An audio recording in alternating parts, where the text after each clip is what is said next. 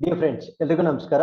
ಇವತ್ತಿನ inquest current affairs ನ start ಮಾಡೋದಕ್ಕಿಂತ ಮುಂಚೆ ಜ್ಞಾನಗಂಗೋತ್ರಿ ಸಂಸ್ಥೆಯಲ್ಲಿ ಮುಂದಿನ ಕೆಎಎಸ್ ಪ್ರಿಲಿಮ್ಸ್ ಮತ್ತು ಮೇನ್ಸ್ ಗೆ ಸಂಬಂಧಪಟ್ಟಂತೆ ತರಗತಿಗಳನ್ನ 10ನೇ ಸೆಪ್ಟೆಂಬರ್ ನಿಂದ ಲಾಂಚ್ ಮಾಡ್ತಾ ಇದ್ದೇವೆ. ಅದೇ ರೀತಿ PSI, KPSC, group C, FDA ಮತ್ತು SDA ಗೆ ಸಂಬಂಧಪಟ್ಟಂತೆ ತರಗತಿಗಳನ್ನ 10ನೇ ಸೆಪ್ಟೆಂಬರ್ ನಿಂದ ಲಾಂಚ್ ಮಾಡ್ತಾ ಇದ್ದೇವೆ. ಸೊ ಆಸಕ್ತಿಯುಳ್ಳ ವಿದ್ಯಾರ್ಥಿಗಳು ಇಲ್ಲಿ ಕಾಣ್ತಾ ಇರ್ತಕ್ಕಂಥ ಸಂಖ್ಯೆಗೆ ಕರೆ ಮಾಡಿ ಹೆಚ್ಚಿನ ಮಾಹಿತಿಯನ್ನ ಪಡೆದುಕೊಳ್ಳಬಹುದಾಗಿರುತ್ತೆ. With this, let's get into Inquest Current Affairs class number 279. So ಇವತ್ತಿನ ತರಗತಿಯಲ್ಲಿ ನಾವು ಆಗಸ್ಟ್ 31 ಮತ್ತು 1ನೇ ಸೆಪ್ಟೆಂಬರ್ನ ಎಲ್ಲ ಪ್ರಚಲಿತ ಘಟನೆಗಳನ್ನ ಡಿಸ್ಕಸ್ ಮಾಡ್ತಾ ಬರ್ತೀವಿ. ಸೊ ಈ ಎಲ್ಲ ಪ್ರಚಲಿತ ಘಟನೆಗಳನ್ನ ಇಲ್ಲಿ ಕಾಣ್ತಿರ್ತಕ್ಕಂಥ ಎಲ್ಲ ದಿನಪತ್ರಿಕೆಗಳಿಂದ ನಾವು ಸೋರ್ಸ್ ಮಾಡಿರ್ತೇವೆ. At the end of the presentation, we will have given Inquest challenge quiz. ಇದರಲ್ಲಿ first 10 students who give the correct answers will be acknowledged in the next presentation. And articles ಮಧ್ಯದಲ್ಲೂ ಕೂಡ ಒಂದು ಪ್ರಶ್ನೆನ ಕೇಳ್ತೇವೆ, ಅದಕ್ಕೂ ಉತ್ತರವನ್ನ ನೀವು ಕಮೆಂಟ್ಸ್ ಅಲ್ಲಿ ತಿಳಿಸಬಹುದಾಗಿರುತ್ತೆ. ಈ ಎಲ್ಲಾ ಚಟುವಟಿಕೆಗಳು ನಿಮ್ಮ ಎಲ್ಲ ಸ್ಪರ್ಧಾತ್ಮಕ ಪರೀಕ್ಷೆಗಳಿಗೆ ಉಪಯುಕ್ತವಾಗಿರ್ತವೆ. So before getting into today's articles, these are the key answers of Inquest challenge number 243, and we appreciate Srishail, Govardhan, Prithvi, Basamma, Krishnameni, Sindhu, Ningu, Sachin, Chandana, Arish, and many others also have given correct answers. Thank you very much for your participation. With this, let's get into the first article. India to soon get Asia's largest wildlife highway corridor. So ಭಾರತವು ಅತಿ ಶೀಘ್ರದಲ್ಲಿಯೇ ಏಷ್ಯಾದಲ್ಲಿಯೇ ಅತಿ ದೊಡ್ಡ, ಜ್ಞಾಪಕ ಇಟ್ಕೊಳ್ಳಿ, ಇದು ಭಾರತದಲ್ಲಿಯೇ ಅತಿ ದೊಡ್ಡ ಅಲ್ಲ, ಏಷ್ಯಾದಲ್ಲಿಯೇ ಅತಿ ದೊಡ್ಡ ವನ್ಯಜೀವಿ ಹೆದ್ದಾರಿ ಕಾರಿಡಾರ್ ಅನ್ನ ಪಡೆಯಲಿದೆ. ಸೊ ಇದನ್ನ ಯಾಕೆ ಪಡೆಯಲಿದೆ ಅಂತ ಹೇಳ್ತಾ ಇದೀವಿ ಅಂದ್ರೆ, ಇದು ಇನ್ನು ನಿರ್ಮಾಣದ ಹಂತದಲ್ಲಿರ್ತಕ್ಕಂಥ ಒಂದು ಹೈವೇ ಕಾರಿಡಾರ್ ಆಗಿರುತ್ತೆ. ಸೊ ಆ ಒಂದು ಕಾರಣಕ್ಕಾಗಿ ನಾವು ಪಡೆಯಲಿದೆ ಅಂತ ಇಲ್ಲಿ ಹೇಳ್ತಾ ಇದ್ದೇವೆ. ಸೊ ಇದನ್ನ ನಾವೇನಂತ ಕರಿತೀವಿ ಅಂದ್ರೆ ವೈಲ್ಡ್ ಲೈಫ್ ಹೈವೇ ಕಾರಿಡಾರ್ ಅಥವಾ ವನ್ಯಜೀವಿ ಹೆದ್ದಾರಿ ಕಾರಿಡಾರ್ ಅಂತ ಕರಿತೇವೆ. ಸೊ ವನ್ಯಜೀವಿ ಹೆದ್ದಾರಿ ಅಂತ ಯಾಕೆ ಕರಿತಾ ಇದ್ದೇವೆ ಅಂದ್ರೆ, ಸೊ ಈ ಒಂದು ರಸ್ತೆಯನ್ನ ರಾಜಾಜಿ ನ್ಯಾಷನಲ್ ಪಾರ್ಕ್ ಏನಿದೆ ಅದರ ಮುಖಾಂತರ ಡೆವಲಪ್ ಮಾಡ್ತಾ ಇರ್ತಕ್ಕಂಥ ಒಂದು ರಸ್ತೆ ಆಗಿರುತ್ತೆ. ಸೊ ಇದೊಂದು ಎಲಿವೇಟೆಡ್ ಕಾರಿಡಾರ್ ಆಗಿರುತ್ತೆ, ಅಂದ್ರೆ ನೆಲದ ಮೇಲೆ ಎಕ್ಸಾಕ್ಟ್ಲಿ ರಸ್ತೆಯನ್ನ ಮಾಡ್ತಾ ಇಲ್ಲ. ಸೊ ನೆಲಕ್ಕೂ ಮತ್ತು ಈ ರಸ್ತೆಗೂ ಸ್ವಲ್ಪ ಗ್ಯಾಪ್ ಇರುತ್ತೆ, ಅದಕ್ಕೆ ಇದನ್ನ ನಾವು ಎಲಿವೇಟೆಡ್ ಹೈವೇ ಕಾರಿಡಾರ್ ಅಂತ ಕರಿತೇವೆ. ಸೊ ಇದ್ರ ಬಗ್ಗೆ ನಾವು ಕಂಪ್ಲೀಟ್ ಆಗಿ ಡಿಸ್ಕಸ್ ಮಾಡ್ತಾ ಬರೋಣ.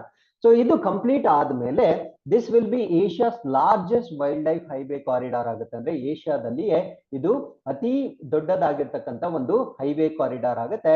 ಸೊ ಇದು ಯಾವ ನಗರಗಳನ್ನ ಕನೆಕ್ಟ್ ಮಾಡುತ್ತಂದ್ರೆ ದೆಹಲಿ ಮತ್ತು ಡೆಹ್ರಾಡೂನ್ ಅನ್ನ ಕನೆಕ್ಟ್ ಮಾಡತಕ್ಕಂಥ ಒಂದು ಮಾರ್ಗ ಆಗಿರುತ್ತೆ. ಸೊ ಇದರಿಂದ ಆಗ್ತಕ್ಕಂಥ ಅನುಕೂಲಗಳೇನು ಅಂದ್ರೆ, it will protect wild life, ಅಂದ್ರೆ ವನ್ಯಜೀವಿಗಳನ್ನ ಸಂರಕ್ಷಣೆ ಮಾಡಬಹುದಾಗಿರುತ್ತೆ. ಅದ್ರ ಜೊತೆ ದೆಹಲಿ ಮತ್ತು ಡೆಹ್ರಾಡೂನ್ ನಡುವೆ ಟ್ರಾವೆಲ್ ಟೈಮ್ ಅಥವಾ ಪ್ರಯಾಣದ ಸಮಯ ಏನಿರುತ್ತೆ ಅದು ಸಾಕಷ್ಟು ಕಡಿಮೆ ಆಗ್ತಕ್ಕಂಥ ಒಂದು ರಸ್ತೆ ಇದಾಗಿರಲಿದೆ. So Asia's longest elevated wildlife corridor ಅಂತ ಇದನ್ನ ಕರಿತೇವೆ. ಕಾರಣ ಏನು ಅಂದ್ರೆ, ಇದು 12 ಕಿಲೋಮೀಟರ್ಗಳ ಉದ್ದದ ಒಂದು ಹೈವೇ ಕಾರಿಡಾರ್ ಆಗಿರುತ್ತೆ. ಸೊ ಇದನ್ನ ರಾಜಾಜಿ ನ್ಯಾಷನಲ್ ಪಾರ್ಕ್ ನ ಮೇಲೆ ನಿರ್ಮಾಣ ಮಾಡ್ತಾ ಇರ್ತಕ್ಕಂಥ ಒಂದು ರಸ್ತೆ ಮಾರ್ಗ ಇದಾಗಿರುತ್ತೆ. ಸೊ ಪ್ರಸ್ತುತವಾಗಿ ಡೆಲ್ಲಿಯಿಂದ ಡೆಹ್ರಾಡೂನ್ಗೆ ಟ್ರಾವೆಲ್ ಮಾಡ್ಲಿಕ್ಕೆ 6 ಅವರ್ಸ್ ಜರ್ನಿ ಅಥವಾ 6 ಗಂಟೆಗಳ ಪ್ರಯಾಣ ಇರುತ್ತೆ. ಸೊ ಈ ಒಂದು ಹೈವೇ ಕಾರಿಡಾರ್ ಕಂಪ್ಲೀಟ್ ಆದ ನಂತರ 6 ಗಂಟೆಗಳ ಪ್ರಯಾಣ ಕೇವಲ 2.5 ಗಂಟೆಗಳಿಗೆ ಕಡಿಮೆ ಆಗ್ತಕ್ಕಂಥ ಸಾಧ್ಯತೆ ಇರುತ್ತೆ.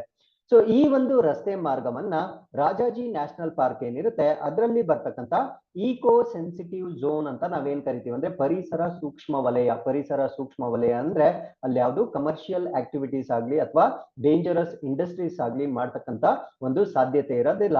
ಸೊ ಆ ಒಂದು ಪ್ರದೇಶದಲ್ಲಿ ನಿರ್ಮಾಣ ಮಾಡಲಾಗ್ತಾ ಇದೆ. ಮತ್ತು ಈ 12 ಕಿಲೋಮೀಟರ್ಗಳ ಒಂದು ಹೈವೇ ಕಾರಿಡಾರ್ ಏನಿರುತ್ತೆ ಸೊ ಅದರಲ್ಲಿ ಒಂದು ಟನಲ್ ಕೂಡ ಬರುತ್ತೆ. ಟನಲ್ ಅಂದ್ರೆ ಸುರಂಗ ಮಾರ್ಗವನ್ನ ಕೂಡ ಮಧ್ಯದಲ್ಲಿ ಡೆವಲಪ್ ಮಾಡ್ತಾರೆ. ಆ ಸುರಂಗ ಮಾರ್ಗವನ್ನ ನಾವೇನಂತ ಕರಿತೀವಿ ಅಂದ್ರೆ ಡಾಟ್ ಖಾಲಿ ಟನಲ್ ಅಂತ ಕರಿತೀವಿ ಅಥವಾ ಡಾಟ್ ಖಾಲಿ ಸುರಂಗ ಅಂತ ಕರಿತೇವೆ. So the tunnel will protect the surrounding wild life. So ಈ ಒಂದು ಸುರಂಗ ಮಾರ್ಗ ಏನಿರುತ್ತೆ ಇದು ಸುತ್ತಮುತ್ತಲಿರ್ತಕ್ಕಂಥ ವನ್ಯಜೀವಿಗಳನ್ನ ಸಂರಕ್ಷಣೆ ಮಾಡ್ತಕ್ಕಂಥ ಒಂದು ಟನಲ್ ಇದಾಗಿರುತ್ತೆ. ಸೊ ಇಷ್ಟು ಮಾಹಿತಿ ನಮ್ಗೆ ಈ ಒಂದು ಹೈವೇ ಕಾರಿಡಾರ್ ಬಗ್ಗೆ ಗೊತ್ತಿರಬೇಕಾಗಿರುತ್ತೆ. So with this we have come to the second article. This is about Bengaluru rank second in Asia Pacific region in top tech hubs list. ಅಂದ್ರೆ ಈ ಒಂದು ಟಾಪ್ ಟೆಕ್ ಹಬ್ ಅಂತ ನಾವೇನ್ ಕರಿತೀವಿ ಅಂದ್ರೆ ಟೆಕ್ನಾಲಜಿ ಅಥವಾ ಈ ಒಂದು ಸಾಫ್ಟ್ವೇರ್ ಕಂಪನೀಸ್ ಅಂತ ನಾವೇನ್ ಕರಿತೀವಿ. ಸೊ ಈ ಒಂದು ಕಂಪನೀಸ್ ಗಳಿಗೆ ಸ್ಥಳಾವಕಾಶವನ್ನು ಮಾಡಿಕೊಟ್ಟಿರ್ತಕ್ಕಂಥ ನಗರಗಳ ಪಟ್ಟಿಯಲ್ಲಿ ಏಷ್ಯಾ ಪೆಸಿಫಿಕ್ ಪ್ರದೇಶಗಳಲ್ಲಿ ಬೆಂಗಳೂರು 2ನೇ ಸ್ಥಾನದಲ್ಲಿರ್ತಕ್ಕಂಥ ಒಂದು ನಗರವಾಗಿರುತ್ತೆ. ಸೊ ಇದ್ರ ಬಗ್ಗೆ ನಾವು ಕಂಪ್ಲೀಟ್ ಆಗಿ ಡಿಸ್ಕಸ್ ಮಾಡ್ತಾ ಬರೋಣ. So Bengaluru rank second in Asia Pacific region. So ಈ ಒಂದು ರ್ಯಾಂಕಿಂಗ್ ಮಾಡಿರ್ತಕ್ಕಂಥದ್ದು ಏಷ್ಯಾ ಪೆಸಿಫಿಕ್ ಪ್ರದೇಶದಲ್ಲಿ ಮಾತ್ರ ಈ ಒಂದು ರ್ಯಾಂಕಿಂಗ್ ಅನ್ನ ಮಾಡಿರ್ತಾರೆ. ಸೊ ಬೆಂಗಳೂರು ನಗರ 2ನೇ ಸ್ಥಾನದಲ್ಲಿರುತ್ತೆ. ನೋಡ್ಬೇಕಾಗಿದ್ರೆ ಮೊದಲನೇ ಸ್ಥಾನದಲ್ಲಿರ್ತಕ್ಕಂಥ ನಗರ ಯಾವುದು ಅಂದ್ರೆ ಚೈನಾದ ಬೀಜಿಂಗ್ ನಗರ ಮೊದಲನೇ ಸ್ಥಾನದಲ್ಲಿರ್ತಕ್ಕಂಥ ಒಂದು ಟೆಕ್ ಹಬ್ ಆಗಿರುತ್ತೆ. ಸೊ ಈ ಒಂದು ರಿಪೋರ್ಟ್ಗೆ ಕೊಟ್ಟಿರ್ತಕ್ಕಂಥ ಟೈಟಲ್ ಏನು ಅಂದ್ರೆ tech cities the global intersection of talent and real estate ಅಂತ ಕರೀತಾರೆ. ಸೊ ಈ ರಿಪೋರ್ಟ್ ಹೆಸರನ್ನ ನೀವು ಜ್ಞಾಪಕ ಇಟ್ಕೊಳ್ಬೇಕಾಗಿರುತ್ತೆ. ಸೊ ಈ ಒಂದು ವರದಿಯ ಪ್ರಕಾರ, ವರದಿ ಅಂದ್ರೆ tech cities the global intersection of talent and real estate ಅಂತ ನಾವೇನ್ ಕರಿತೇವೆ.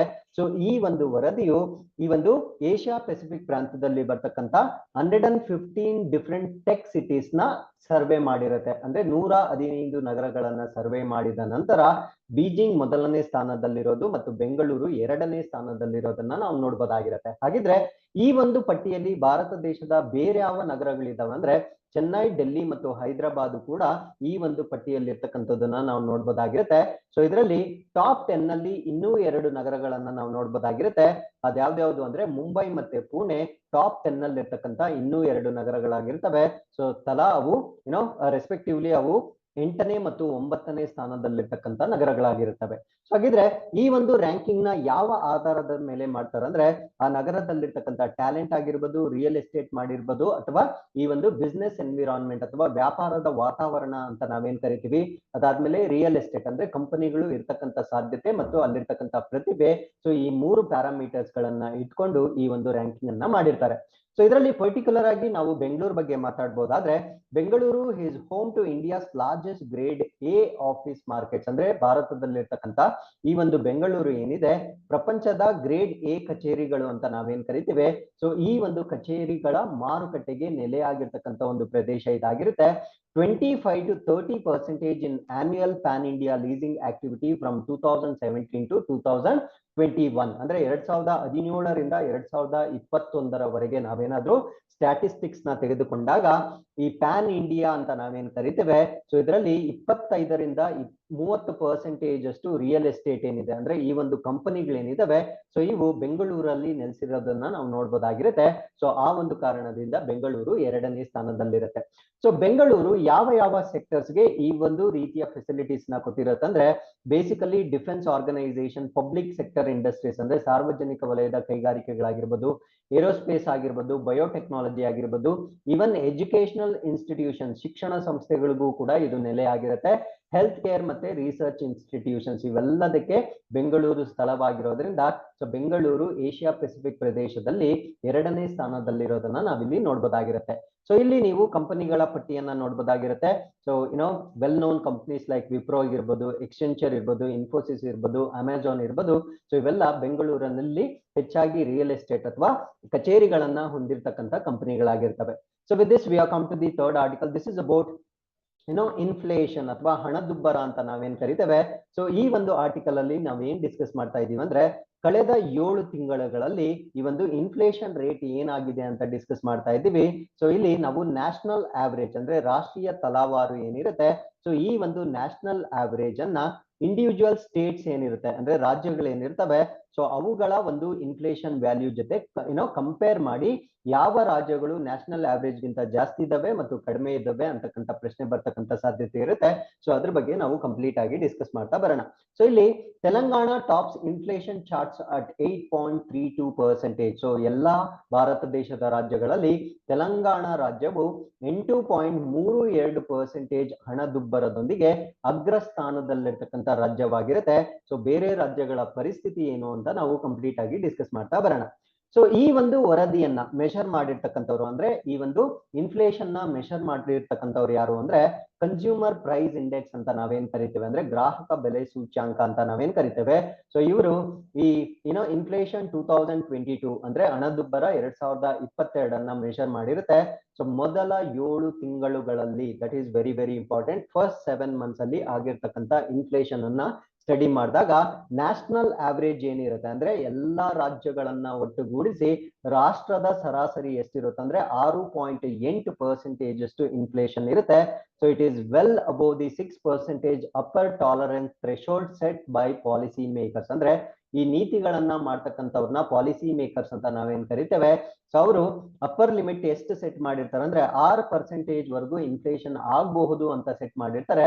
ಸೊ ಇದಕ್ಕಿಂತ ಮೀರಿ 6.8% ಭಾರತ ದೇಶದ ಇನ್ಫ್ಲೇಷನ್ 2022ರ ಮೊದಲ 7 ತಿಂಗಳುಗಳಲ್ಲಿ ರೆಕಾರ್ಡ್ ಆಗಿರೋದನ್ನ ನಾವಿಲ್ಲಿ ನೋಡ್ಬೋದಾಗಿರುತ್ತೆ. ಸೊ ಜ್ಞಾಪಕ ಇಟ್ಕೊಳ್ಳಿ, ಇಲ್ಲಿ ನ್ಯಾಷನಲ್ ಆವರೇಜ್ ಬಂದು 6.8% ಆಗಿರುತ್ತೆ. ಸೊ ಇವಾಗ ಸ್ಟೇಟ್ಸ್ ನಾವಿಲ್ಲಿ ಕಂಪೇರ್ ಮಾಡಿದಾಗ ಪರ್ಟಿಕ್ಯುಲರ್ಲಿ ತೆಲಂಗಾಣ, ವೆಸ್ಟ್ ಬೆಂಗಾಲ್ ಮತ್ತೆ ಸಿಕ್ಕಿಂ ಈ 3 ರಾಜ್ಯಗಳು ನ್ಯಾಷನಲ್ ಆವರೇಜ್ ಗಿಂತ ಜಾಸ್ತಿ ಇನ್ಫ್ಲೇಷನ್ ಅನ್ನ ತೋರಿಸಿರ್ತವೆ. ಫಾರ್ ಎಕ್ಸಾಂಪಲ್ ತೆಲಂಗಾಣ ಬಂದು 8.32%, ವೆಸ್ಟ್ ಬೆಂಗಾಲ್ ಬಂದು 8.06% ಆಗಿರುತ್ತೆ ಮತ್ತು ಸಿಕ್ಕಿಂ ಬಂದು 8.01%. ಸೊ ಈ ನಂಬರ್ಸ್ ನ ನೋಡಿದ್ರೆ ಗೊತ್ತಾಗುತ್ತೆ ನಿಮ್ಗೆ. ಸೊ ನ್ಯಾಷನಲ್ ಆವರೇಜ್ ಗಿಂತ ಇವು ಬಹಳಷ್ಟು ಹೆಚ್ಚಾಗಿರೋದನ್ನ ನಾವು ಈ ರಾಜ್ಯಗಳಲ್ಲಿ ಪ್ರತ್ಯೇಕವಾಗಿ ನೋಡ್ಬೋದಾಗಿರುತ್ತೆ.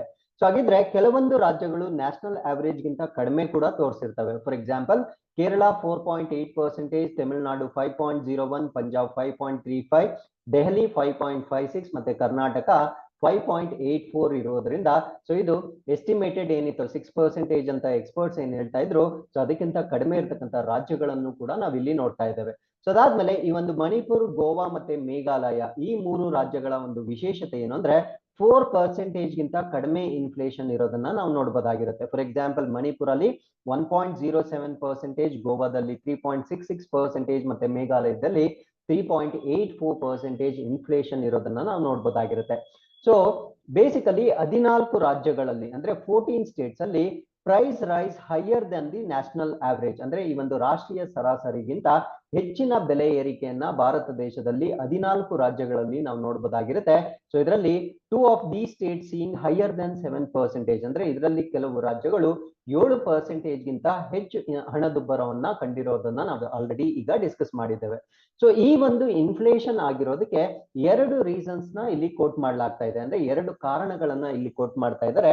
ಸೊ ಫಸ್ಟ್ ರೀಸನ್ ಏನು ಅಂದ್ರೆ ಫುಡ್ ಪ್ರೈಸಸ್ ಅಂದ್ರೆ ಆ ರಾಜ್ಯಗಳಲ್ಲಿರ್ತಕ್ಕಂಥ ಆಹಾರದ ಬೆಲೆಗಳು. ಕಾರಣ ಏನು ಅಂದ್ರೆ ಕೆಲವೊಂದು ರಾಜ್ಯಗಳು ನಾನ್ ಪ್ರೊಡ್ಯೂಸಿಂಗ್ ಸ್ಟೇಟ್ಸ್ ಆಗಿರುತ್ತೆ, ಅಂದ್ರೆ ಆಹಾರ ಧಾನ್ಯಗಳನ್ನ ಉತ್ಪಾದನೆ ಮಾಡೋದಿಲ್ಲ. ಅವರು ಬೇರೆ ರಾಷ್ಟ್ರಗಳಿಂದ ಆಹಾರ ಧಾನ್ಯಗಳನ್ನ ತರಿಸ್ಕೊಂಡಾಗ ಟ್ರಾನ್ಸ್ಪೋರ್ಟೇಷನ್ ಕಾಸ್ಟ್ ಅನ್ನು ಕೂಡ ಅದ್ರ ಮೇಲೆ ಹಾಕೋದ್ರಿಂದ ಇನ್ಫ್ಲೇಷನ್ ಜಾಸ್ತಿ ಆಗಿರೋದನ್ನ ನಾವು ನೋಡ್ಬೋದಾಗಿರುತ್ತೆ. ಸೊ ಎರಡನೇ ರೀಸನ್ ಏನು ಅಂದ್ರೆ ಲೋವರ್ಡ್ ಫ್ಯೂಯಲ್ ಪ್ರೈಸಸ್ ಅಂದ್ರೆ ಕೆಲವು ರಾಜ್ಯಗಳು ಇಂಧನ ಬೆಲೆಗಳನ್ನ ಕಡಿಮೆ ಮಾಡಿರೋದ್ರಿಂದ ಈ ಒಂದು ಇನ್ಫ್ಲೇಷನ್ ಆಗಿರ್ತಕ್ಕಂಥ ಸಾಧ್ಯತೆ ಇದೆ ಅಂತ 2 ರೀಸನ್ಸ್ ನ ನಾವಿಲ್ಲಿ coat ಮಾಡ್ಬೋದಾಗಿರುತ್ತೆ. So with this we have come to the 4th article. This is about one herb one standard, ಒಂದು ಗಿಡಮೂಲಿಕೆ ಒಂದು ಮಾನದಂಡ ಅಂತಕ್ಕಂಥ ಇನಿಷಿಯೇಟಿವ್ ನ ಲಾಂಚ್ ಮಾಡ್ತಾ ಇದ್ದಾರೆ. ಏನಿದು ಒನ್ ಹರ್ಬ್ ಅಂದ್ರೆ ಈ ಔಷಧಿ ಸಸ್ಯಗಳೇನಿರ್ತವೆ ಅದಕ್ಕೆ ಸಂಬಂಧಪಟ್ಟಂತೆ ಮಾನದಂಡಗಳೇನಿರ್ತವೆ. ಸೊ ಇದು ಭಾರತ ದೇಶದಲ್ಲಿ ಪ್ರಾಕ್ಟೀಸ್ ಮಾಡ್ತಕ್ಕಂಥ ಡಿಫ್ರೆಂಟ್ ಮೆಡಿಸಿನ್ ಪ್ರಾಕ್ಟೀಸಸ್ ಏನಿದಾವೆ, ಅದು ಯುನಾನಿ ಇರ್ಬೋದು, ಆಯುರ್ವೇದ ಇರ್ಬೋದು, ಆಯುಷ್ ಇರ್ಬೋದು, ಈ ರೀತಿ ಬೇರೆ ಬೇರೆ ಒಂದು ಡಾಕ್ಯುಮೆಂಟ್ರೀಸ್ ಅಲ್ಲಿ ಈ ಒಂದು ಸ್ಟ್ಯಾಂಡರ್ಡ್ಸ್ ಬೇರೆ ಬೇರೆ ಇರೋದನ್ನ ನಾವು ನೋಡ್ಬೋದಾಗಿರುತ್ತೆ. ಸೊ ಆ ಒಂದು ಕಾರಣಕ್ಕಾಗಿ ಈ ಹರ್ಬ್ಸ್ ಏನಿರ್ತವೆ ಅಥವಾ ಮೂಲಿಕೆಗಳೇನಿರ್ತವೆ ಅವುಗಳ ಮಾನದಂಡಗಳನ್ನ ಎಲ್ಲಾ ಕಡೆ ಯೂನಿಫೈ ಮಾಡ್ಲಿಕ್ಕೆ ಒಂದು ಇನಿಷಿಯೇಟಿವ್ ನ ಸ್ಟಾರ್ಟ್ ಮಾಡ್ತಾ ಇದ್ದಾರೆ. ಸೊ ಅದನ್ನ ನಾವು ಒನ್ ಹರ್ಬ್ ಒನ್ ಸ್ಟ್ಯಾಂಡರ್ಡ್ ಅಂತ ಕರಿತೇವೆ. ಸೊ ಇದ್ರ ಬಗ್ಗೆ ಒಂದು MOU ಸಹಿ ಆಗಿರುತ್ತೆ. MOU ಯಾರ್ಯಾರ ಮಧ್ಯೆ ಆಗಿರುತ್ತೆ ಅಂದ್ರೆ pharmacopoeia commission for Indian medicine and homoeopathy ಅಂದ್ರೆ ಭಾರತೀಯ ಔಷಧ ಮತ್ತು ಹೋಮಿಯೋಪತಿಯ ಫಾರ್ಮಾಕೋಪಿಯಾ ಅಂತ ಕರಿತೀವಿ. ಫಾರ್ಮಾಕೋಪಿಯಾ ಅಂದ್ರೆ ಈ ಒಂದು ಹರ್ಬ್ಸ್ ಏನಿರ್ತವೆ ಆ ಒಂದು ಪ್ಲಾಂಟ್ಸ್ ಗೆ ಸಂಬಂಧಪಟ್ಟಂತೆ ಎಲ್ಲಾ ಒಂದು ಮಾನದಂಡಗಳು ದಾಖಲಾಗಿರ್ತಕ್ಕಂಥ ಡಾಕ್ಯುಮೆಂಟ್ ಅನ್ನ ನಾವು ಫಾರ್ಮಾಕೋಪಿಯಾ ಅಂತ ಕರಿತೇವೆ. ಸೊ ಇವರು ಮತ್ತೆ ಇಂಡಿಯನ್ ಫಾರ್ಮಾಕೋಪಿಯಾ ಕಮಿಷನ್ ಅಂತ ನಾವೇನ್ ಕರಿತೇವೆ, ಸೊ ಇವರ ಮಧ್ಯೆ ಒನ್ ಹರ್ಬ್ ಒನ್ ಸ್ಟ್ಯಾಂಡರ್ಡ್, ಒಂದು ಮೂಲಿಕೆ ಒಂದು ಮಾನದಂಡ ಅಂತಕ್ಕಂಥ ಒಂದು MOU ಗೆ ಸಹಿ ಹಾಕಿರ್ತಾರೆ. ಸೊ ಈ ಒಂದು MOU ನ ಪ್ರಮುಖವಾದ ಆಬ್ಜೆಕ್ಟಿವ್ ಅಥವಾ ಉದ್ದೇಶ ಏನು ಅಂತ ನೋಡೋದಾದ್ರೆ to promote public health by facilitating the development of harmonised herbal drug standards ಅಂದ್ರೆ ಈ ಒಂದು ಗಿಡಮೂಲಿಕೆಗಳು ಅಥವಾ ಹರ್ಬಲ್ ಡ್ರಗ್ಸ್ ಅಂತ ನಾವೇನ್ ಕರಿತೇವೆ.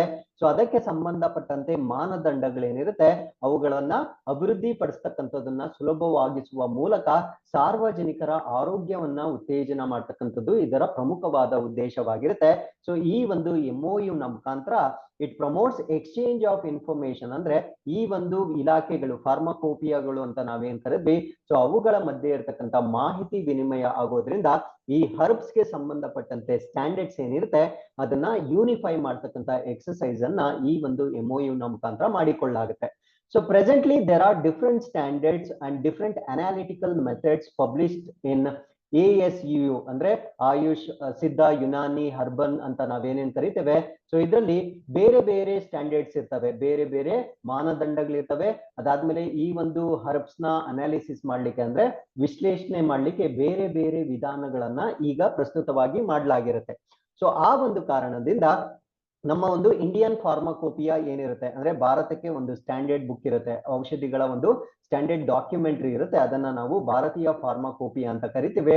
ಸೊ ಈ ಒಂದು ಭಾರತೀಯ ಫಾರ್ಮಾಕೋಪಿಯಾ ಮತ್ತೆ ಈ ಒಂದು ಆಯುಷ್ ಸಿದ್ಧ ಯುನಾನಿ ಇದ್ರಲ್ಲಿ ಬರ್ತಕ್ಕಂಥ ಹರ್ಬ್ಸ್ ಏನಿರುತ್ತೆ ಅದರಲ್ಲಿರ್ತಕ್ಕಂಥ ಸ್ಟ್ಯಾಂಡರ್ಡ್ಸ್ ಏನಿರ್ತವೆ ಎರಡರಲ್ಲೂ ನಾವು ವಿಭಿನ್ನವಾಗಿರೋದನ್ನ ನೋಡ್ಬೋದಾಗಿರುತ್ತೆ. ಸೊ ಆ ಒಂದು ಕಾರಣದಿಂದ ministry of AYUSH desires to remove this ambiguity ಅಂದ್ರೆ ಈ ಒಂದು ವ್ಯತ್ಯಾಸ ಏನಿದೆ ಆ ಒಂದು ಅಸ್ಪಷ್ಟತೆಯನ್ನ ರಿಮೂವ್ ಮಾಡ್ಲಿಕ್ಕೆ ಈ ಒಂದು ಇನಿಷಿಯೇಟಿವ್ ನ ಲಾಂಚ್ ಮಾಡಿರುತ್ತೆ. ಸೊ ಈ ಇನಿಷಿಯೇಟಿವ್ ನ ನಾವು ಒನ್ ಹಬ್ ಒನ್ ಸ್ಟ್ಯಾಂಡರ್ಡ್ ಅಂತ ಕರಿತೇವೆ. ಸೊ ಈ ಒಂದು MOU ನ ಮುಖಾಂತರ each monograph will have Indian standards along with the international quality requirement. So ಇವಾಗ ಆಯುಷ್ ಇರ್ಬೋದು, ಸಿದ್ಧ ಇರ್ಬೋದು, ಯುನಾನಿ ಇರ್ಬೋದು, ಮತ್ತೆ ಇಂಡಿಯನ್ ಫಾರ್ಮಾಕೋಪಿಯಾ ಇರ್ಬೋದು, ಇದರಲ್ಲೆಲ್ಲ ಈ ಒಂದು ಹರ್ಬ್ಸ್ ಗೆ ಸಂಬಂಧಪಟ್ಟಂತೆ ಪ್ರತಿಯೊಂದು ಹರ್ಬ್ಗೆ ಒಂದು ಮೋನೋಗ್ರಾಫ್ ಅನ್ನ ಡೆವಲಪ್ ಮಾಡಲಾಗುತ್ತೆ.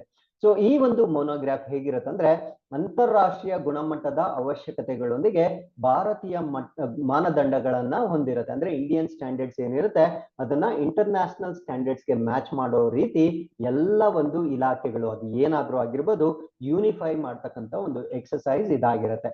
So with this we have come to the fifth article. This is about Indian Coast Guard conducts exercise SAREX. SAREX 2022 Indian coast guard conduct ಮಾಡಿರುತ್ತೆ. ಸೊ ಇದು ಎಲ್ಲಿ ಮಾಡಿತ್ತು, ಇದರ ಉದ್ದೇಶ ಏನು ಅಂತ ನಾವು ಡಿಸ್ಕಸ್ ಮಾಡ್ತಾ ಬರೋಣ. ಸೊ ಈ ಒಂದು ಸಾರೆಕ್ಸ್ ಏನಿದೆ this is the 10th national maritime search and rescue exercise. ಇದನ್ನ ನಾವು ಸಾರೆಕ್ಸ್ 22 ಅಂತ ಕರಿತೇವೆ. ಸೊ ಇದನ್ನ ಎಲ್ಲಿ ಕಂಡಕ್ಟ್ ಮಾಡಿರ್ತಾರೆ ಅಂದ್ರೆ ಚೆನ್ನೈನಲ್ಲಿ ಕಂಡಕ್ಟ್ ಮಾಡಿರ್ತಾರೆ. ಸೊ ಇದೊಂದು ಬೈನಿಯಲ್ ಎಕ್ಸರ್ಸೈಸ್ ಆಗಿರುತ್ತೆ, ಅಂದ್ರೆ ದ್ವೈವಾರ್ಷಿಕವಾಗಿ 2 ವರ್ಷಗಳಿಗೊಮ್ಮೆ ನಡೀತಕ್ಕಂಥ ಒಂದು ಎಕ್ಸರ್ಸೈಸ್ ಆಗಿರುತ್ತೆ. ಸೊ ಇದನ್ನ ಕಂಡಕ್ಟ್ ಮಾಡ್ತಕ್ಕಂಥ ರೆಸ್ಪಾನ್ಸಿಬಿಲಿಟಿಯನ್ನ ಯಾರು ತಗೊಂಡಿರ್ತಾರೆ ಅಂದ್ರೆ it is conducted under the aegis of national maritime search and rescue board and hosted by Indian coast guard. So ಇದನ್ನ ರಾಷ್ಟ್ರೀಯ ಕಡಲ ಅನ್ವೇಷಣೆ ಮತ್ತು ಪಾರುಗಾಣಿಕಾ ಮಂಡಳಿ ಆಶ್ರಯದಲ್ಲಿ ಭಾರತೀಯ ಕೋಸ್ಟ್ ಗಾರ್ಡ್ ಆಯೋಜನೆ ಮಾಡಿರ್ತಕ್ಕಂಥ ಒಂದು ಎಕ್ಸರ್ಸೈಸ್ ಇದಾಗಿರುತ್ತೆ.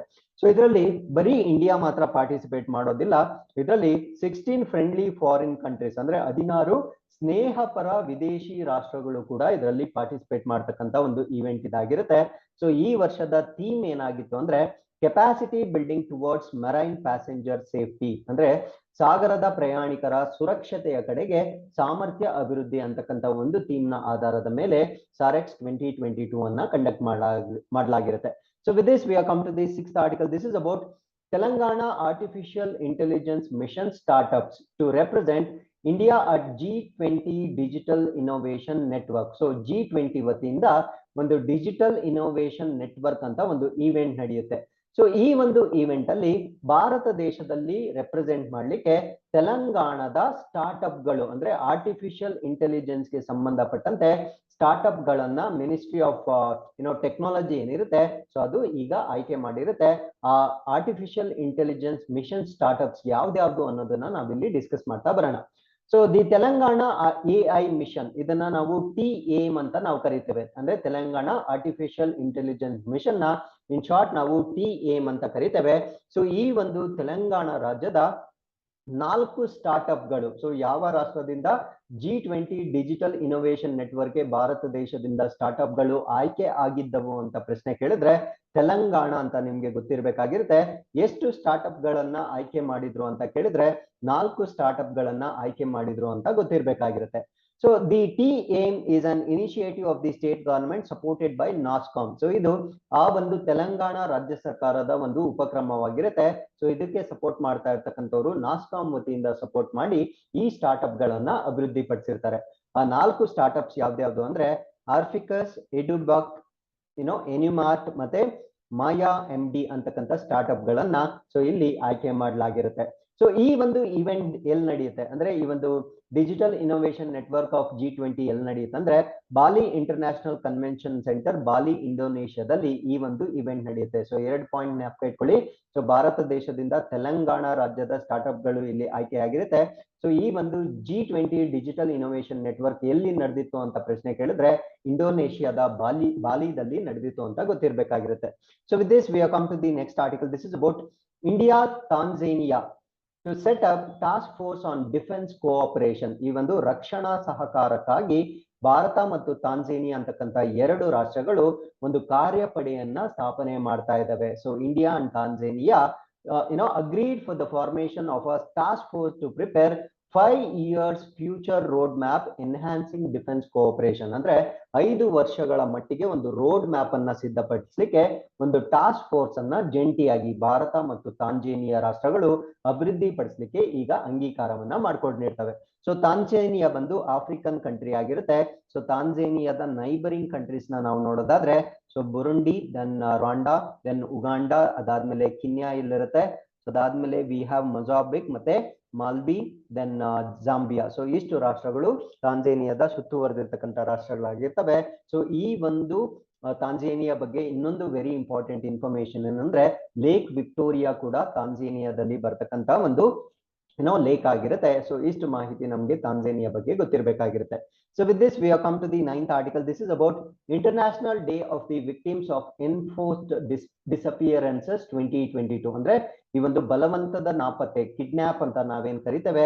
ಸೊ ಈ ರೀತಿಯ ಸಂತ್ರಸ್ತರ ಅಂತಾರಾಷ್ಟ್ರೀಯ ದಿನ 2022. ಸೊ ಈ ಒಂದು ದಿನವನ್ನ ಪ್ರತಿ ವರ್ಷ 30ನೇ ಆಗಸ್ಟ್ ಆಚರಣೆ ಮಾಡಲಾಗುತ್ತೆ. So 30th August. ಸೊ ಇದು ಬಲವಂತದ ಕಿಡ್ನಾಪಿಂಗ್ ಏನಿರುತ್ತೆ ಸೊ ಅವರ ಬಗ್ಗೆ ಅಥವಾ ಆ ರೀತಿಯ ಪ್ರೋಸೆಸ್ ಬಗ್ಗೆ ಅವೇರ್ನೆಸ್ ಮೂಡಿಸ್ತಕ್ಕಂಥ ಒಂದು ದಿನವಾಗಿರುತ್ತೆ. ಸೊ ಇದರ ಇತಿಹಾಸವನ್ನ ನೋಡೋದಾದ್ರೆ ಈ ರೀತಿಯ ದಿನವನ್ನ ಅನೌನ್ಸ್ ಮಾಡಿರ್ತಕ್ಕಂಥದ್ದು ಯುನೈಟೆಡ್ ನೇಷನ್ ಜನರಲ್ ಅಸೆಂಬ್ಲಿ ಅಥವಾ ಸಾಮಾನ್ಯ ಸಭೆಯಿಂದ 2010ರಲ್ಲಿ ಈ ರೀತಿಯ ದಿನವನ್ನ ಅನೌನ್ಸ್ ಮಾಡಿರ್ತಾರೆ. ಸೊ ಈ ರೀತಿಯ ದಿನವನ್ನ ಮೊಟ್ಟ ಮೊದಲ ಬಾರಿಗೆ 2011ರಲ್ಲಿ ಆಚರಣೆ ಮಾಡಲಾಗಿರುತ್ತೆ. So with this we have come to the next article. This is about National Nutritional Week ಅಥವಾ ರಾಷ್ಟ್ರೀಯ ಪೌಷ್ಟಿಕಾಂಶ ವಾರ ಅಂತ ಕರಿತೇವೆ. ಸೊ ಪ್ರತಿ ವರ್ಷ 1ನೇ ಸೆಪ್ಟೆಂಬರ್ ನಿಂದ 7ನೇ ಸೆಪ್ಟೆಂಬರ್ ವರೆಗೂ ಕಂಡಕ್ಟ್ ಮಾಡಲಾಗುತ್ತೆ. So this was initiated in March 1975. So ಇದು ಬಹಳ ಹಳೆಯದಾಗಿರ್ತಕ್ಕಂಥ ಒಂದು ಆಚರಣೆ ಆಗಿರುತ್ತೆ. ಮಾರ್ಚ್ 1975ರಲ್ಲಿ ಇದನ್ನ ಸ್ಟಾರ್ಟ್ ಮಾಡ್ತಾರೆ. ಸೊ ಇದನ್ನ ಸ್ಟಾರ್ಟ್ ಮಾಡಿದವರು ಯಾರು ಅಂದ್ರೆ ಅಮೆರಿಕನ್ ಡಯಟಿಕ್ ಅಸೋಸಿಯೇಷನ್ ಅಂತ ನಾವೇನ್ ಕರಿತೀವಿ. ಅವರು to deliver the nutritional education ಅಂದ್ರೆ ಈ ಪೌಷ್ಟಿಕಾಂಶಗಳ ಬಗ್ಗೆ ಸಾರ್ವಜನಿಕರಲ್ಲಿ ಒಂದು ಸಂದೇಶವನ್ನ ತಲುಪಿಸಲಿಕ್ಕೆ ಈ ಒಂದು ವೀಕ್ ಅನ್ನ ಡೆವಲಪ್ ಮಾಡ್ತಾರೆ. ಸೊ ಇನ್ ದ ಇಯರ್ 1982 ಅದಾದ್ಮೇಲೆ ಏನಾಗುತ್ತೆ ಅಂದ್ರೆ 1982ರಲ್ಲಿ national nutrition week celebration was started by the central government of India. ಅಂದ್ರೆ ಭಾರತದಲ್ಲಿ ಕೇಂದ್ರ ಸರ್ಕಾರ ರಾಷ್ಟ್ರೀಯ ಪೌಷ್ಟಿಕಾಂಶದ ವಾರದ ಆಚರಣೆಯನ್ನ ಪ್ರಾರಂಭ ಮಾಡುತ್ತೆ. ಸೊ ಇದರ ಪರ್ಪಸ್ ಏನು ಅಂದ್ರೆ once again to spread the awareness ಅಂದ್ರೆ ಪೌಷ್ಟಿಕಾಂಶದ ಬಗ್ಗೆ ಜಾಗೃತಿಯನ್ನ ಮೂಡಿಸ್ತಕ್ಕಂಥ ಒಂದು ವಾರವಾಗಿರುತ್ತೆ. ಸೊ ಈ ಒಂದು ಪೌಷ್ಟಿಕಾಂಶದ ಬಗ್ಗೆ ಜಾಗೃತಿ ಮೂಡಿಸ್ಲಿಕ್ಕೆ ಪೂರಕವಾಗಿ ಭಾರತ ದೇಶದಲ್ಲಿ ಪೋಷಣ್ ಅಭಿಯಾನ್ ಅಂತಕ್ಕಂಥದ್ದನ್ನ 2018ರಲ್ಲಿ ಭಾರತ ಸರ್ಕಾರ ಲಾಂಚ್ ಮಾಡಿರುತ್ತೆ. ಸೊ ಇದರಲ್ಲಿ ನ್ಯೂಟ್ರಿಷನ್ಸ್ ಇಂದ ಕೊರತೆಯಿಂದ ಬರ್ತಕ್ಕಂಥ ಕಾಯಿಲೆಗಳು, for example stunting, wasting, anaemia, low birth weight in children ಅಂದ್ರೆ ಈ ಕುಂಠಿತ ಬೆಳವಣಿಗೆ, ಕ್ಷೀಣತೆ, ರಕ್ತಹೀನತೆ ಮತ್ತು ಮಕ್ಕಳಲ್ಲಿ ಕಡಿಮೆ ತೂಕದ ಜನನ. ಸೊ ಇವುಗಳ ಬಗ್ಗೆ ಅವೇರ್ನೆಸ್ ಮೂಡಿಸ್ಲಿಕ್ಕೆ ಪೋಷಣ್ ಅಭಿಯಾನ್ ಅಂತಕ್ಕಂಥದ್ದನ್ನ ಭಾರತ ಸರ್ಕಾರ 2018ರಲ್ಲಿ ಲಾಂಚ್ ಮಾಡಿರುತ್ತೆ. ಹಾಗಿದ್ರೆ ಇವತ್ತು ನಾವು ನಿಮ್ಗೆ ಕೇಳ್ತಾ ಇರ್ತಕ್ಕಂಥ ಪ್ರಶ್ನೆ ಇಲ್ಲಿದೆ, ಸ್ಟಂಟಿಂಗ್ ಮತ್ತೆ ವೇಸ್ಟಿಂಗ್. ಸೊ ಇವೆರಡರ ಡೆಫಿನೇಷನ್ ಅನ್ನು ನೀವು ಕಮೆಂಟ್ಸ್ ಅಲ್ಲಿ ನಮ್ಗೆ ತಿಳಿಸಬಹುದಾಗಿರುತ್ತೆ. So with this we have come to the 11th article. This is about UGC to launch e-Samadhan portal to address students grievances. ಅಂದ್ರೆ ಸ್ಟೂಡೆಂಟ್ಸ್ ಅಥವಾ ವಿದ್ಯಾರ್ಥಿಗಳ ಕುಂದುಕೊರತೆಯನ್ನ ಪರಿಹರಿಸಲಿಕ್ಕೆ UGC ವತಿಯಿಂದ e-Samadhan ಅಂತಕ್ಕಂಥ ಪೋರ್ಟಲ್ ಅನ್ನ ಲಾಂಚ್ ಮಾಡಿರ್ತಾರೆ. ಸೊ ಈ ಸಮಾಧಾನ ಅಂತಕ್ಕಂಥದ್ದು ಯಾರಿಗೆ ಸಂಬಂಧಪಟ್ಟಿತ್ತು ಅಂತ ಪ್ರಶ್ನೆ ಬರ್ತಕ್ಕಂಥ ಸಾಧ್ಯತೆ ಇರುತ್ತೆ. ಸೊ ಇದೊಂದು ಸ್ಟೂಡೆಂಟ್ ಗ್ರೀವೆನ್ಸ್ ರಿಡ್ರೆಸಲ್ ಪ್ಲಾಟ್ಫಾರ್ಮ್ ಆಗಿರುತ್ತೆ. ಅಂದ್ರೆ ವಿದ್ಯಾರ್ಥಿಗಳಿಗೆ ಏನಾದ್ರೂ ಕುಂದುಕೊರತೆಗಳಿದ್ರೆ ಸೊ ಅದನ್ನ ಆನ್ಲೈನ್ ಪೋರ್ಟಲ್ ಈ ಸಮಾಧಾನ ಅಂತ ನಾವೇನ್ ಕರಿತೇವೆ ಸೊ ಅಲ್ಲಿ ಅವರು ರಿಜಿಸ್ಟರ್ ಮಾಡಬಹುದಾಗಿರುತ್ತೆ. This platform will address all the students problems online. ಅಂದ್ರೆ ಎಲ್ಲಾ ವಿದ್ಯಾರ್ಥಿಗಳ ಸಮಸ್ಯೆಗಳನ್ನ ಆನ್ಲೈನ್ ಮುಖಾಂತರ ಬಗೆಹರಿಸ್ತಕ್ಕಂಥ ಒಂದು ಪೋರ್ಟಲ್ ಇದಾಗಿರುತ್ತೆ. ಸೊ ಸ್ಟೂಡೆಂಟ್ ರಿಲೇಟೆಡ್ ಮ್ಯಾಟರ್ ನ 10 ದಿನಗಳಲ್ಲಿ ರಿಸಾಲ್ವ್ ಮಾಡಬೇಕಾಗಿರುತ್ತೆ. ಟೀಚರ್ ಮತ್ತೆ ನಾನ್ ಟೀಚಿಂಗ್ ಅಂದ್ರೆ ಬೋಧನೆ ಮತ್ತು ಬೋಧಕೇತರ ಸಮಸ್ಯೆಗಳನ್ನ 15 ಡೇಸ್ ಅಲ್ಲಿ, ಮತ್ತೆ ಯೂನಿವರ್ಸಿಟಿ ಅಥವಾ ಕಾಲೇಜ್ಗೆ ಸಂಬಂಧಪಟ್ಟಂತೆ ಈ ಒಂದು ಸಮಸ್ಯೆಗಳನ್ನ 20 ದಿನಗಳಲ್ಲಿ ಈ ಒಂದು ಪೋರ್ಟಲ್ ನ ಮುಖಾಂತರ ಅಲ್ಲಿ ರಿಸಾಲ್ವ್ ಮಾಡ್ಬೇಕಾಗಿರುತ್ತೆ. ಸೊ ಯುಜಿಸಿ ಅಂತಕ್ಕಂಥದ್ದು statutory body set up by department of higher education. ಇದೊಂದು ಭಾರತ ಸರ್ಕಾರದ ಉನ್ನತ ಶಿಕ್ಷಣ ಇಲಾಖೆಯಿಂದ ರಚಿಸಲ್ಪಟ್ಟಿರ್ತಕ್ಕಂಥ ಒಂದು ಶಾಸನಬದ್ಧ ಸಂಸ್ಥೆಯಾಗಿರುತ್ತೆ. So this is what is UGC. So with this we are come to the 12th article. This is about NCRB ಅಂದ್ರೆ ನ್ಯಾಷನಲ್ ಕ್ರೈಮ್ ರಿಪೋರ್ಟ್ ಬ್ಯೂರೋ ಅಂತ ನಾವೇನ್ ಕರೀತೇವೆ. It has released 2021 report on accidental death and suicides in India. So ಭಾರತ ದೇಶದಲ್ಲಿ ಆಗ್ತಕ್ಕಂಥ ಅಪಘಾತಗಳಿಂದ ಆಗ್ತಕ್ಕಂಥ ಸಾವುಗಳು ಮತ್ತು ಆತ್ಮಹತ್ಯೆಗಳಿಂದ ಆಗ್ತಕ್ಕಂಥ ಸಾವುಗಳ 2021 ವರದಿಯನ್ನ NCRB ರಿಲೀಸ್ ಮಾಡಿರುತ್ತೆ. ಸೊ ಇದು ಸೂಟಬಲ್ ಎಸ್ಸೇಸ್ಗೆ ಅಥವಾ ಮೇನ್ಸ್ ಆನ್ಸರ್ ರೈಟಿಂಗ್ಗೆ ಈ ಒಂದು ಸ್ಟ್ಯಾಟಿಸ್ಟಿಕ್ಸ್ ನ ನಾವು ಯೂಸ್ ಮಾಡಬಹುದಾಗಿರುತ್ತೆ. ಸೊ ಈಗ ರಿಲೀಸ್ ಮಾಡಿರ್ತಕ್ಕಂಥ 2 ಡೇಟಾ ಯಾವುದು ಅಂದ್ರೆ accidental deaths and suicide in India and crime in India ಅಂದ್ರೆ ಭಾರತ ದೇಶದಲ್ಲಿ ಅಪರಾಧಗಳು ಎಲ್ಲಿ ಜಾಸ್ತಿ ಆಗ್ತಾ ಇದ್ದಾವೆ ಅಂತಕ್ಕಂಥ ಒಂದು ಸ್ಟ್ಯಾಟಿಸ್ಟಿಕ್ಸ್ ನ ರಿಲೀಸ್ ಮಾಡಿರುತ್ತೆ.